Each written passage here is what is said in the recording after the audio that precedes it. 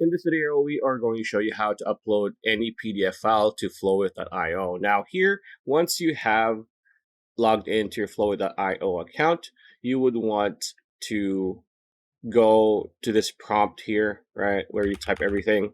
So if you want to upload a PDF, all you need to do is click on this option right here, the paperclip icon says, if you hover your mouse, it says upload files or images. So all you need to do is click on this, and it's going, just go to the folder where the PDF is. So for this example, we are going to upload this PDF file.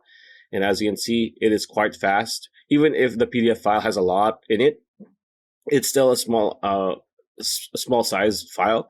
So it's going to be here. As you can see here, we have it now, right? And same thing, just click on it again and just choose wherever the file is, the PDF file is, and after that you will be good to go, and you can just use whatever its